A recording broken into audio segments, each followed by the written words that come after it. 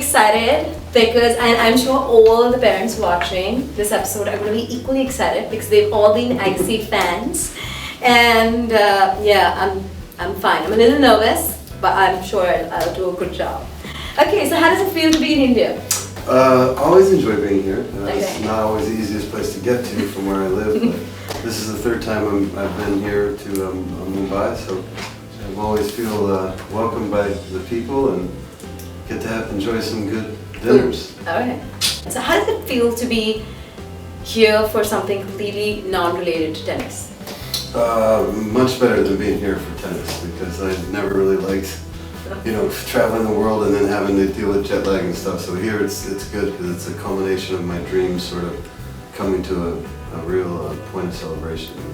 We're not here overnight, and it's been a long journey in education. It's certainly a very progressive, quick journey in the last 4 years of how far we've come with Square Panda, but it feels like it's more an evolution of a longer journey in education. So to be here doing what I love to do is fulfilling. Yeah. So in one of your interviews you mentioned that being a parent is my greatest responsibility and raising 2 kids is the biggest joy and the biggest worry in many ways. So why do you say that raising children? And I ask you now because you're also part of an education company, that why do you say raising kids is like the biggest responsibility? And a lot of people are actually shying away from that, especially in India. We kind of have a lot of, we actually have a family and a village raising our children as well. We're part of the ecosystem. It's not just the husband and wife. And as more and more families become double income households in India, the parenting part of it kind of gets outsourced. So, and you've had a completely different point of view on that. Well, I can't speak to the intimacies of your culture here, but I can only tell you about my own, commitment, and I don't know if there's any love that one can have that's as unconditional as that with your children. So if you claim you love something, in my opinion, your life should reflect that on a daily basis. And little decisions become, big trajectories. So starting young and being involved in caring for their minds and their development is a big responsibility. It's a lot of times we feel like our kids reflect who we are, and in some cases it's true, and other cases it's not, but you do your best, and I feel like you raise children till they're about 14, 15, and then you start to mitigate risk. Okay, so you've also mentioned that decisions get more precarious as they get older, but worries get less but more intense. So what are the few of the toughest decisions that you've taken as a father? Well, I think the object of any parent is for your kids not to need you. I mean, that's what we're trying to do, right? So you try to give the leash longer and longer as the kids grow. But knowing exactly how long to give the leash is the difficult challenge, and comes a lot of risk and worry in that the child is prepared for the path. And so for me, that's the hardest as a parent, is to know, okay, I'm going to give you the responsibility and then trust that we've built the relationship, because I always believed that rules without relationship leads to rebellion. And if you can develop the relationship and the trust, and then you can let the leash out appropriately at the right times, eventually, they don't need you anymore. But unfortunately, by the time you're qualified as a parent, you're unemployed, so good luck with that one. Right. Has being a parent been the source of your next journey, like your whole entrepreneurial drive, and with the foundation with Square Panda? Was it like a tipping point that got you into doing what you're doing now?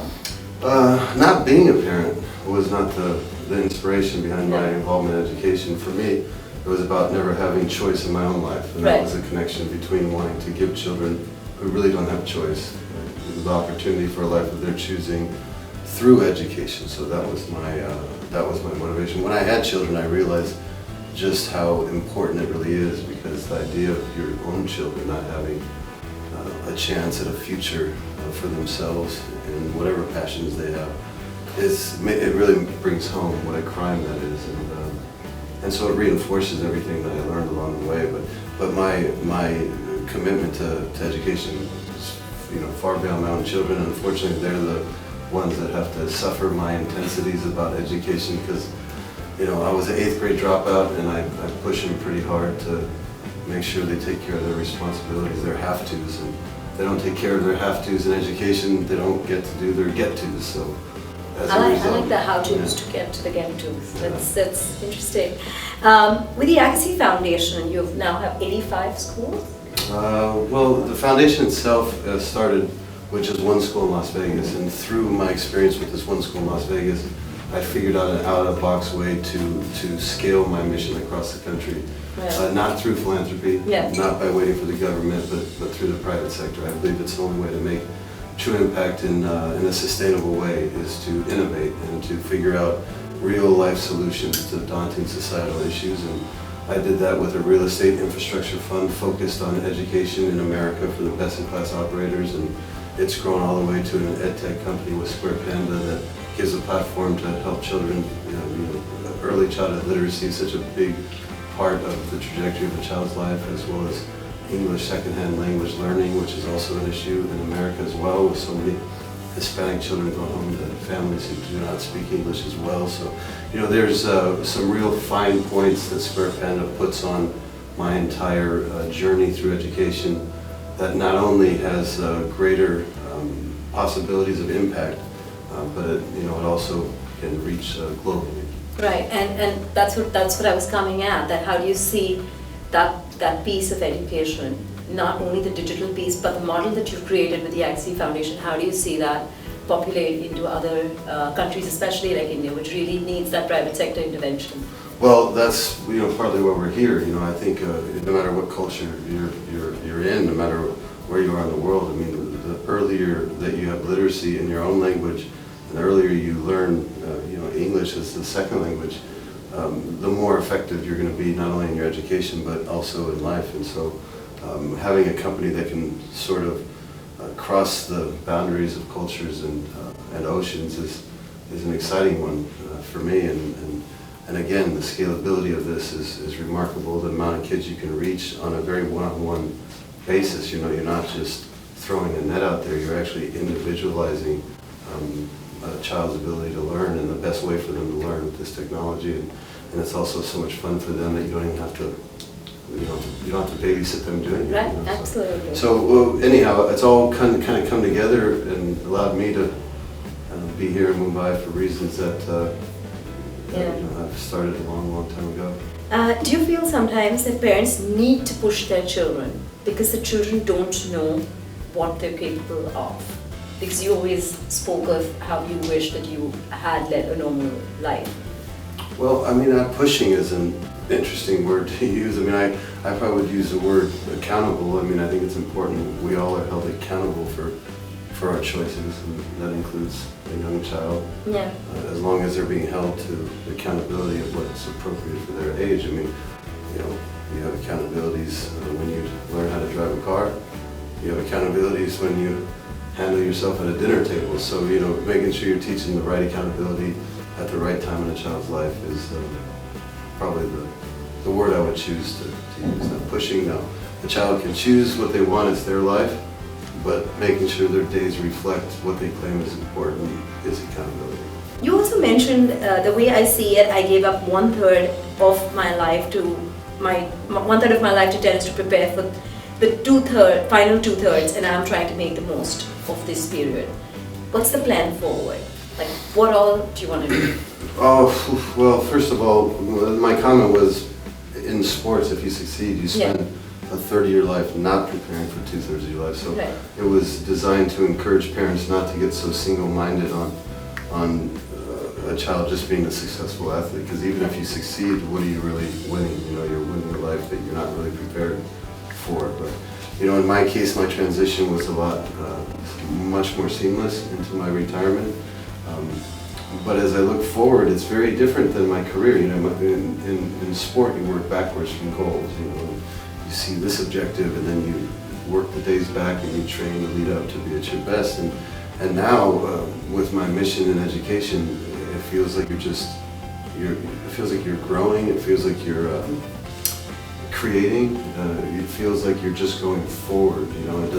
I don't feel like I'm working back from this is my end goal.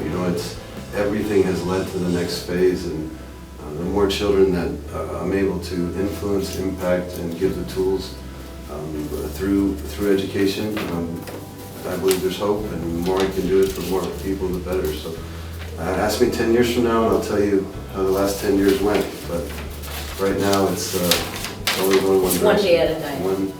One mission at a time. You know, being an entrepreneur, according to me, is a really, really tough job. I don't know if you agree, but like, how do you manage to prioritize with all that you have on hand? Yeah, it's not so much that it's simple. It's being constantly aware of the tensions in your life. And I think if relationships start to suffer, you need more attention there. And if you're not making the progress you want in your business, you need more attention there. And it's so nuanced that it's a constant juggling act. But it requires an ability of discipline, an ability of attention, and you have to have a passion, because if you love what you do, then it's not exhausting. It's encouraging and inspiring. Right. From somebody who's always been outdoors, played a sport, how is it to kind of limit those life learnings into a screen? This is something that I think is natural as generations evolve and our culture changes. Sometimes it's hard as a parent to understand the challenges that a child goes through. But if we try to limit our children's time interfacing, and I can tell you that when my children were little, I wish that I had the luxury of taking that limited time and having it being focused on something that not just entertains them, but actually teaches them as well. Right. So it's highly encouraging for me to be a part of something that fits into where society is, that actually is a positive part of where we've gone. I mean, you know, social media is a double-edged sword. You can use it for good, you can use it for bad, right? So, I mean, being in front of something can be good, or it can be not good. So, being a part of the good side makes me proud. Okay, and finally, we're going to play a little game where you need to give responses only in a word. Only in one word? Only in one word. Okay. I'm sure you're going to appreciate the crispness to the questions. Okay, if you were not a tennis star, you would be? Square pennant. Okay. Axi as a father is? Like square pennant. I'm kidding. Committed. Okay. Parenting is? Responsibility. Okay. The biggest ace in my life has been? My wife saying yes. I dread this more, a match at court or a parent-teacher meeting? A match. Okay. I don't ever want to do it again. Okay. Skills my kids need in the 21st century? Empathy. Technology for education will be? The future. The things that you sometimes hate, a 4-year-old or a 14-year-old, which one is easier? 4. 4. 4 is easy. 4 is easy.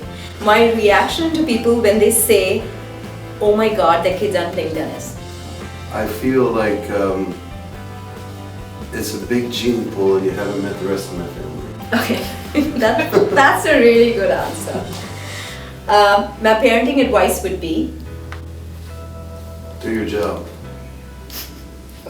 Okay, perfect. Thank you so much. And it's been an absolute pleasure.